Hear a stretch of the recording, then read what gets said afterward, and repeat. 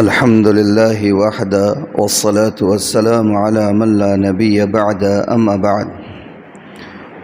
قال الله تبارك وتعالى: أعوذ بالله من الشيطان الرجيم. بسم الله الرحمن الرحيم. شهر رمضان الذي أنزل فيه القرآن هدى للناس وبينات من الهدى والفرقان. صدق الله مولانا العظيم. وقال رسول الله صلى الله عليه وآله وسلم: من أفطر يوما من رمضان من غير رخصة ولا عذر من غير رخصة ولا مرض لم يقضه صوم الدهر إن صامه، أو كما قال عليه الصلاة والسلام.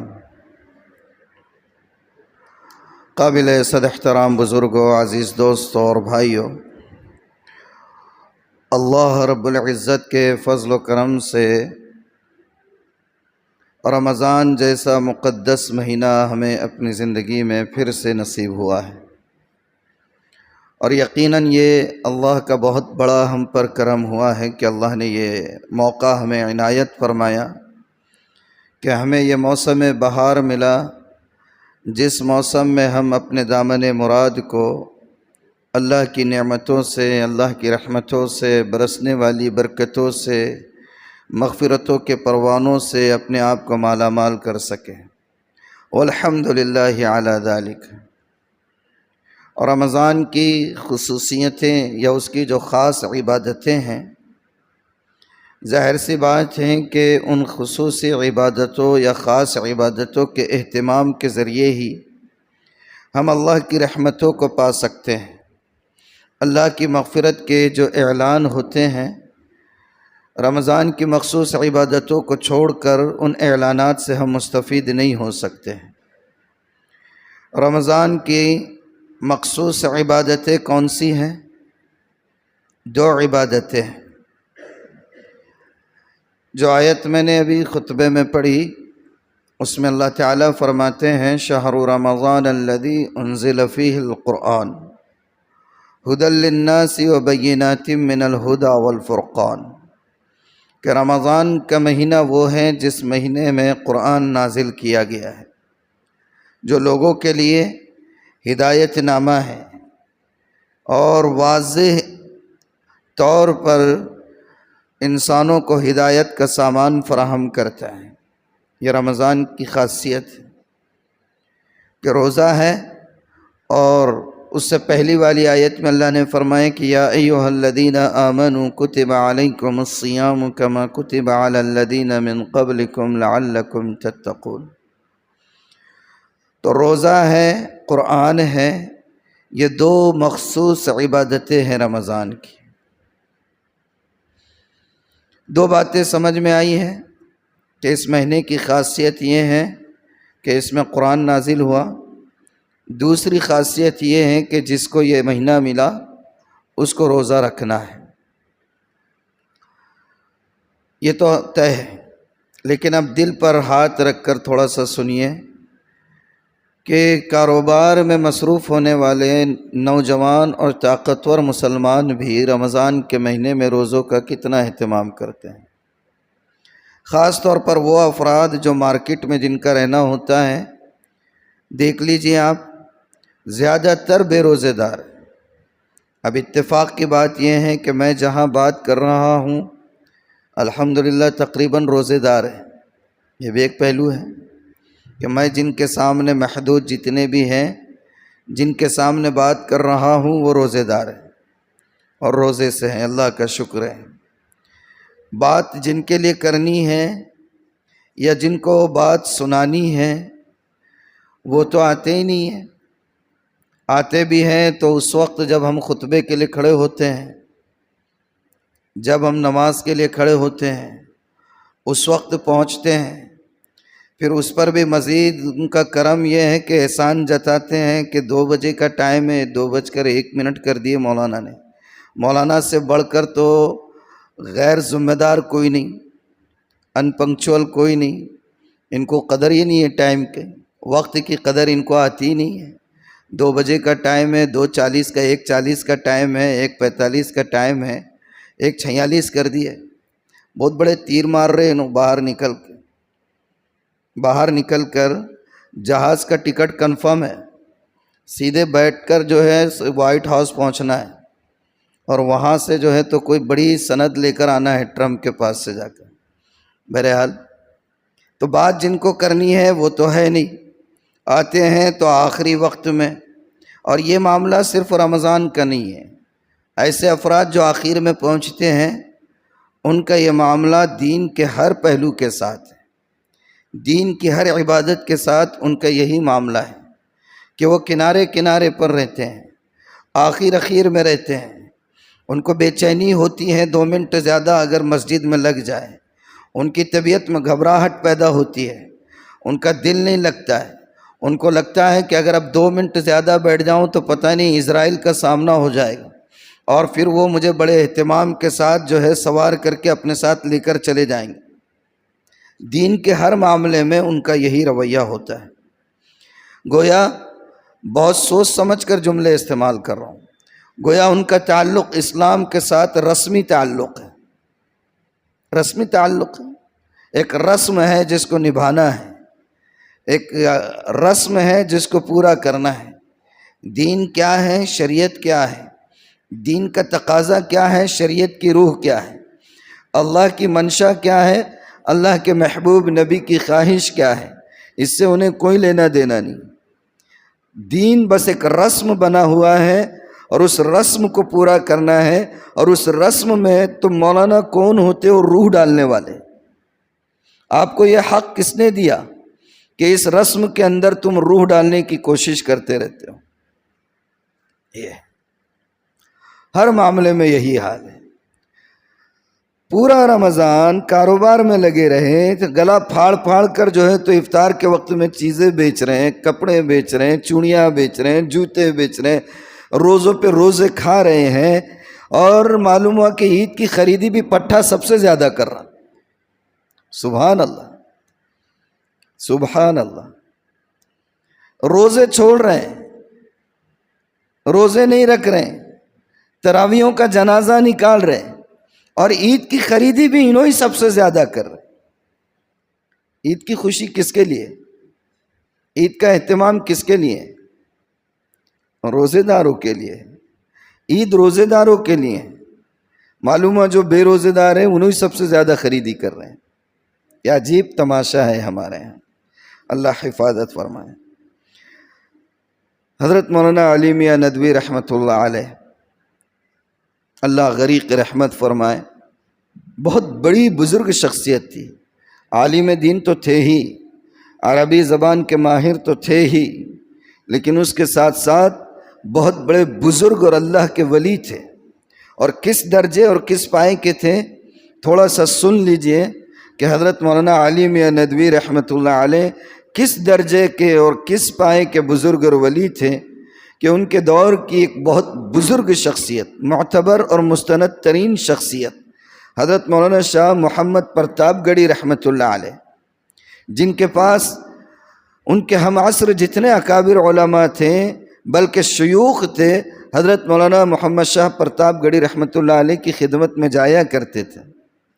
وہ فرمایا کرتے تھے کہ اللہ نے علی میاں ندوی کی شخصیت کو علم کے پردے میں چھپا دیا، اگر علی میاں ندوی علم کے بجائے شیخ کے اور بزرگ کے اور ولی کے پردے میں لوگوں کو سامنے نظر آتے تو کسی شیخ کو ان کے دور میں جو ہے ایک مرید نہیں ملتا، کسی بھی شیخ کو ان کے دور میں ایک مرید نہیں ملتا۔ حضرت مولانا علی میاں ندوی رحمۃ اللہ علیہ، ان سے کسی نے ایک وقت یہ سوال کیا، اور بلا کی فراست ایمانی اور فراست نبوی ان کو حاصل تھا۔ ایسی ایسی باتیں انہوں نے اپنی کتابوں میں لکھی ہیں کہ عقل حیران ہو جاتی ہے۔ جن باتوں کی پیشن گوئیاں انہوں نے آج سے 30-40 سال پہلے اور 50 سال پہلے اپنی زبان و قلم سے کی تھی، آج وہ حرف بحرف ثابت ہو رہی ہے۔ برما میں جو آج سے 6-7 سال پہلے جو نسل کشی ہوئی ہے، کاٹے گئے بالکل گاجر مولی کی طرح، سمندروں میں نکال دیے گئے تھے، اور کوئی اسلامی ملک بھی ان کو اپنے ملک میں آنے نہیں دے رہا تھا۔ دیکھا ہے نا ہم نے۔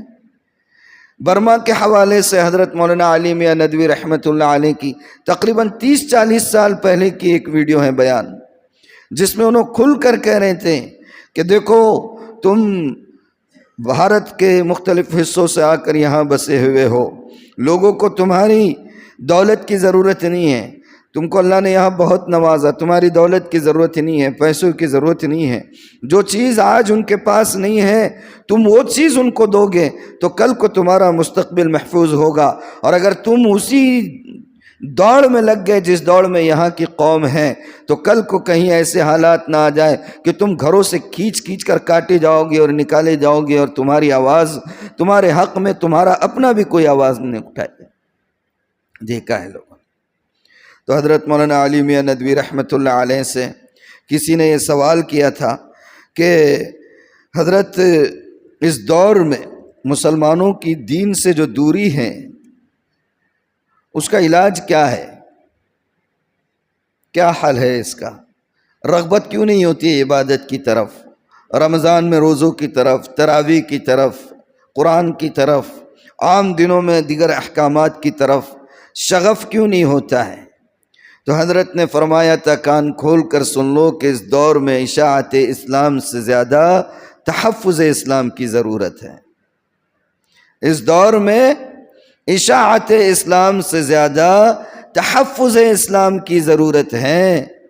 اسلام کی حفاظت، اسلام کے شعائر کی حفاظت، دین سے بندوں کو جوڑنے کا کام، اللہ سے براہ راست جوڑنے کا کام، اللہ سے لوگوں کو ربط پیدا کرنے کا کام، یہ آج کے دور میں اشاعت اسلام سے زیادہ تحفظ اسلام کی ضرورت ہے۔ میں تھوڑا کھل کر بات کر رہا ہوں، رمضان کا مہینہ ہے، درد دل ہے واقعتاً، اس لیے اظہار کر رہا ہوں، کسی پر تنقیص مقصود نہیں، واللہ مقصود نہیں۔ ماضی قریب میں ہماری اپنی بہت سی جماعتوں سے، تنظیموں سے اللہ تعالیٰ نے وہ کام لیا ہے کہ سبحان اللہ، نبیوں کے بعد ویسا کام کسی اور سے نظر آنا مشکل ہوتا ہے۔ اللہ نے ویسا کام لیا ہے ماضی قریب میں، ان کی محنتوں میں برکتیں ہوا کرتی تھی اور وہ کام میں کامیاب ہوتے تھے۔ کیوں؟ اس لیے کہ اس کام کے جو بانیان تھے اور اس کے جو پرانے تھے اور ہمارے جو اسلاف تھے، ان کا مقصد کام کرنے سے یہ ہوتا تھا کہ لوگ نمازی بن جائے، لوگ اللہ والے بن جائے، لوگ جو ہے دین پر آ جائے، لوگوں کے اندر دینی شریعت، اسلام اور شریعت کے احکامات آ جائے۔ مقصد یہ ہوتا تھا، اور جب تک مقصد یہ ہوتا رہا، کامیابیاں قدم چومتی رہی، اس ہندوستان سے نکل کر بر صغیر اور پوری دنیا میں اللہ نے کاموں کی نوعیتوں کو پھیلایا۔ لیکن بعد میں کیا ہوا؟ لوگوں نے اللہ کی طرف جوڑنے کی بجائے تنظیم سے جوڑنا اصل سمجھا۔ کام سے جڑ جاؤ، کام سے جڑ جاؤ، تنظیم سے جڑ جاؤ، میں جمعیت سے جو وابستہ ہوں آپ جمعیت میں شامل ہو جائیں، میں جماعت اسلامی سے وابستہ ہوں آپ جماعت اسلامی میں شامل ہو جاؤ، میں دعوت و تبلیغ میں ہوں آپ بس وقت لگانے والے بن جاؤ۔ وہ رسمیات کے اندر ہم لوگ جکڑتے چلے گئے۔ میں کس بات کی طرف توجہ دلا رہا ہوں؟ آپ کو حیرت ہو رہی ہوگی رمضان میں یہ کون سی لنترانی لے کر بیٹھ گیا؟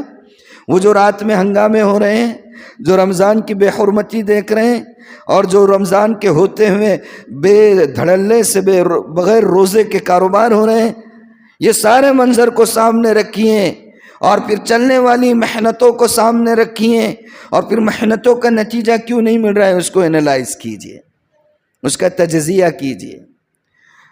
جو بھی تنظیم تھی، جو بھی جماعت تھی، جو بھی موومنٹ اٹھا، جن افراد نے بھی کام کیا، ان افراد کے کام کرنے والوں کا جذبہ یہ تھا کہ اللہ کے بندے اللہ سے جڑ جائے، اللہ کے بندے نماز پر آ جائے، اللہ کے بندوں کے دلوں کے اندر اللہ کا دین اتر جائے، اللہ کے بندوں کی زندگی میں قرآن اور شریعت کے احکامات 100% داخل ہو جائے۔ مقصد یہ ہوتا تھا، اللہ کامیابیاں ان کے قدموں کو چوماتی تھی۔ لیکن آج ہماری تنظیم والے بن جاؤ، کام سے جڑ جاؤ، فلاں جگہ پہنچ جاؤ، فلاں کام کرو، فلاں پمفلیٹ شائع کر دو، فلاں کٹ تقسیم کر دو، بس یہی چل رہا ہے، اور اس پہ لیبل لگا دو، اس پہ پکچر آ جائے، اس پہ ہم کو ہائی لائٹ کر دے، برکتیں اڑ گئی ہیں، برکتیں اڑ گئی ہیں۔ شریعت کی جو روح ہے وہ ہماری زندگیوں سے نکلتی چلی جا رہی۔ 20 کروڑ مسلمان ہیں بھارت میں۔ کتنے مسلمان ہیں؟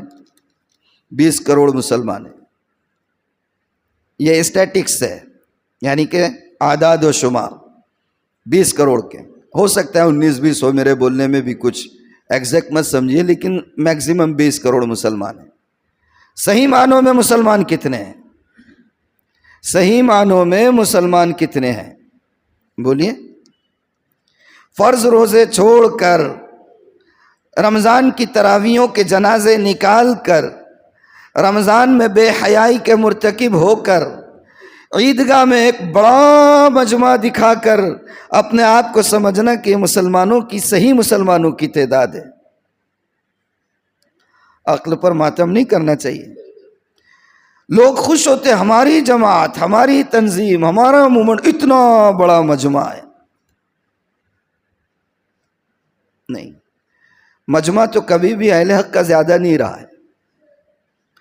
اللہ کے رسول صلی اللہ علیہ وسلم کی پنجہ آزمائی، نبرد آزمائی ہمیشہ جن لوگوں سے رہی وہ زیادہ رہے، اور اللہ کے رسول کی نہیں بلکہ تمام انبیاء جن لوگوں سے نبرد آزما رہے وہ زیادہ رہے۔ مجمع معیار نہیں ہوتا ہے حق کا۔ ہاں، 20 کروڑ مسلمان ہیں، صحیح معنی میں کتنے ہیں؟ سچے مسلمان بننا ضروری ہے۔ اب دیکھیں، میں آپ کو یہ سارا تمہید سمجھ لیجئے، یہ جو درد ہے درد دل میں بیان کر رہا ہوں کہ رمضان، آپ کو لگتا ہے آج سے 10-15 سال پہلے، بہت پہلے کی بات نہیں کروں گا، یہ جدید ذرائع نہیں تھے، لیکن رمضان رمضان محسوس ہوتا تھا۔ مسجد میں آؤ تو دل لگتا تھا، مسجد میں آؤ تو ایک نورانیت محسوس ہوتی تھی، ہر طرف قرآن کی تلاوت کرنے والوں کی فضا سے، ان کی آوازوں سے فضا گونجا کرتی تھی۔ کیسے محسوس ہوتا تھا؟ صبح فجر کے لیے، نماز کے لیے نکلو تو ہر گھر سے ہماری ماؤں اور بہنوں اور بچوں اور بچیوں اور بیٹیوں کی تلاوت کی سرینی آوازوں سے دل و دماغ اور کان مسحور ہو جایا کرتے تھے۔ بوڑھے بڑے چلتے چلتے گھر گھر کو آواز دیا کرتے تھے، ارے بیٹا فلاں کا نام عبداللہ، اٹھے نہیں، چلو جلدی نماز کے لیے۔ عبد الرحمن، جماعت کا وقت قریب ہو گیا ہے، کیا ہوا، ابو کو اٹھاؤ۔ اور کبھی کبھی کوئی بے تکلف زیادہ عمر دراز ہوتے ہیں تو بہوں بیٹیوں اور بچیوں کی بھی نام لے کر کہ بھاری بیٹی فلاں اٹھے کہ نہیں تیرے خسر، ذرا نماز کو بھیج۔ کہاں گئی وہ فضا، کہاں گیا وہ ماحول، کہاں ہیں ہم لوگ؟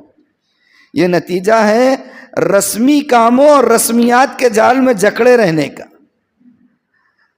ہر نبی کا طریقہ یہ تھا کہ نبی کبھی بھی اپنے آپ سے نہیں جوڑتا تھا لوگوں کو۔ سن لو میرا جملہ، کبھی بھی کسی نبی نے یہ نہیں کہا کہ مجھ سے جڑ جاؤ، میرے مشن کے لیے لیبل والے بن جاؤ۔ اور آپ بول رہے ہوں گے یہ کیسی بات کر رہے ہیں؟ میں قرآن کی آیت پڑھ کر سناتا ہوں آپ کو۔ اللہ تعالیٰ نے فرمایا قرآن میں، ما كان لبشر ان يؤتيه الله الكتاب والحكم والنبوة ثم يقول للناس كونوا عبادا لي من دون الله۔ کسی بھی انسان کے لیے یہ زیبا ہی نہیں ہے جس کو اللہ نے نبوت عطا کیا، حکمت عطا کی، کتاب عطا کی، وہ لوگوں سے یہ کہتے پھرے کہ کونوا عبادا لی من دون اللہ، کہ اللہ کو چھوڑ کر میرے بن جاؤ۔ نہ نہ نہ نہ، کسی بھی انسان کے لیے جس کو اللہ نے نبوت دی، حکمت دی، کتاب دی، یعنی نبی بھی ہے، رسول بھی آگے اس میں، کوئی رسول ایسے نہیں تھے جو یہ کہتے رہے ہوں کہ میرے بن جاؤ اللہ کو چھوڑ کر، بلکہ وہ کیا کہا کرتے تھے؟ اللہ تعالیٰ فرما رہے وَلَكِن كُونُوا رَبَّانِيِّينَ بِمَا كُنْتُمْ تُعَلِّمُونَ الْكِتَابَ وَبِمَا كُنْتُمْ تَدْرُسُونَ۔ کیا بنو؟ اللہ والے بنو۔ کیا بنو؟ اللہ سے جڑو۔ کیا کرو؟ رمضان آئے تو روزے رکھو۔ کیا کرو؟ تراویح ادا کرو، کیا کرو قرآن کا احترام کرو، کیا کرو قرآن کی عظمت سے دل کو لبریز کرو. یہ ہدایات ہے. آج ہم آؤ ہمارے کام میں، آؤ ہماری جماعت میں، ممبر بنو، ممبر سازی مہم. کیا کی بکواس. بعد والوں کا جذبہ ہماری جماعت میں آ جائے. اللہ والے بننا ہے. کیا بننا ہے؟ اس رمضان میں عزم کرو. کیا بننا ہے؟ اللہ والے بننا ہے. بننا ہے اللہ والے. اللہ والے بننا ہے. کیسے بنیں گے؟ اللہ والے بننا ہے. جذبہ تو اچھا ہے، عزم تو بہت اچھا ہے. اللہ آپ کے جذبے کو اور عزم کو پورا فرمائے، ثمر آور فرمائے. اللہ والے بننا ہے. تو رمضان میں اگر اللہ والے بننا ہے تو کیا کرنا پڑے گا؟ اچھا سنو، میں آپ کو آسان طریقے سے سمجھاتا ہوں اللہ والے کیسے بنیں گے. ہم جو بھی کام کرتے ہیں دنیا میں، کام کرنے کا ہمارا ایک مقصد ہوتا ہے. ہر کام کا ایک آبجیکٹیو ہوتا ہے، مقصد ہوتا ہے نا. کوئی بھی کام بھائی کوئی بغیر مقصد کے کرتا ہے. حضرت آپ نے کپڑوں کی دکان کھولی ہے، کیا مقصد ہے؟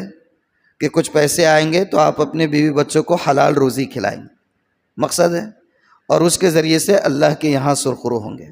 آپ محنت کر رہے ہیں، آپ کا مقصد یہی ہے کہ حرام سے بچ جائے. ہر کام جو ہم کرتے ہیں اس کام کے پیچھے ایک مقصد ہوتا ہے. برابر ہے؟ اب اللہ نے ہمیں رمضان دیا. رمضان میں اللہ تعالیٰ نے روزے دیے نا. رمضان میں اللہ نے فرمایا ایھا الذین آمنوا کتب علیکم الصیام کما کتب علی الذین من قبلکم لعلکم تتقون. روزے اللہ تعالیٰ نے دیے. اب اللہ تعالیٰ نے خود ہی فرما دیا روزے دیے تو اس کا آبجیکٹیو کیا ہے؟ روزے دینے کا مقصد کیا ہے؟ بھئی ہم نے روزے دیے، آپ کو روزے رکھنا ہے، فرض ہے روزے. ان روزوں کا مقصد کیا ہے؟ ان روزوں کا مقصد ہے لعلکم تتقون، تاکہ تمہارے اندر تقوی آ جائے. اور تقوی کیا ہے؟ تقوی کیا ہے؟ تقوی ہے ہر قدم اٹھانے سے پہلے ذہن میں یہ رہنا اللہ دیکھ رہا ہے. بس بن گئے اللہ والے. تقوی کیا ہے؟ ہر قدم اٹھانے سے پہلے ذہن میں یہ رہنا اللہ دیکھ رہا ہے. بن گئے اللہ والے. بن گئے نا اللہ والے. تو کیسے؟ نماز روزہ رکھ رہے ہیں، اللہ دیکھ رہا ہے. اللہ نے کیا فرمایا؟ الصوم لی وانا اجزی بہ. روزہ میرے لیے اور میں اس کا بدلہ دوں گا. کیوں؟ کہ ظاہری طور پر کسی کو نہیں پتہ چل سکتا ہے کہ روزہ ہے یا نہیں ہے. ہو سکتا ہے، ممکن ہے، ناممکن نہیں ہے کہ منبر پر کھڑے رہنے والا بغیر روزے کی حالت میں آپ سے مخاطب ہو اور آپ کے سامنے اپنے آپ کو علامۃ الدہر ثابت کریں. اس لیے فرمایا کہ روزہ میرے لیے ہے، میں اس کا بدلہ دوں گا. ہر چیز اللہ کے لیے ہو، ہر قدم اللہ کے لیے ہو، ہر کام اللہ کے لیے ہو. یہ استحضار دماغ میں پیدا ہو گیا، دل میں پیدا ہو گیا زندگی کے ہر قدم پر، تو انشاءاللہ کیا ہو جائیں گے؟ ہم اللہ والے بن جائیں گے. بنیں گے یا نہیں بنیں گے؟ بن جائیں گے نا، اللہ والے بن جائیں گے. اب رمضان میں اور کیا کرنا ہے؟ میں نے جیسے کہا کہ رمضان کی خاصیتیں دو چیزیں تھیں. ایک تو روزہ ہو گیا، قرآن ہے. رمضان کو اتنی فضیلت کیوں ہے؟ شہر رمضان الذی انزل فیہ القرآن، اس لیے کہ اللہ نے اس میں قرآن اتارا. شب قدر کا مقام اتنا کیوں ہے؟ اس میں قرآن اترا. برابر ہے نا؟ قرآن اس میں نازل ہوا. قرآن کے نازل ہونے سے شب قدر بن جائے. قرآن کے نزول کی وجہ سے ایک عام مہینہ رمضان کے جیسا بابرکت بن جائے تو خود قرآن کی برکتوں کا کیا ہوگا حال ذرا غور کریں. ہم اگر اس کی تلاوت کر رہے ہیں، اس کو سن رہے ہیں اور اس کے ادب کا خیال نہیں رکھ رہے ہیں تو کتنی وبال کی بات ہوگی. ہے یا نہیں ہے؟ تو قرآن سے جڑ جائے، قرآن کی تلاوت کا اہتمام کریں. اور تراویح کا اہتمام. اس مہینے کی خاص عبادت کیا ہے؟ تراویح.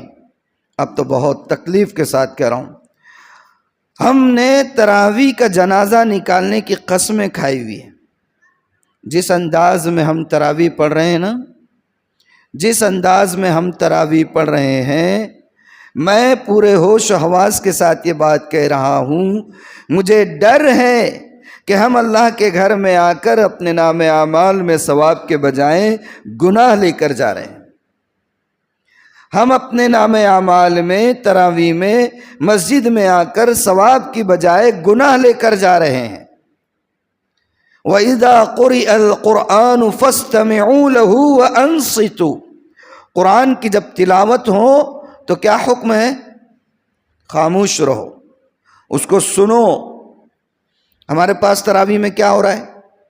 وہ امام صاحب بیچارے کیا پڑھ رہے سمجھ نہیں آ رہا ہے، اتنا ہنگامہ، اتنا شور، اتنا شرابہ، اللہ کی پناہ۔ اور میں تو اس خوش فہمی میں تھا، اس کو خوش فہمی کہوں یا غلط فہمی کہوں، کیا کہوں سمجھ نہیں آتا، کہ میں تو یہ سمجھ رہا تھا کہ چھوٹے چھوٹے بچے ہوں گے، اس لیے اٹھ کر مجھے یہ اعلان کرنا پڑا کہ سب کے سب بچے اسی محلے کے آتے ہیں، کسی دوسرے محلے سے نہیں۔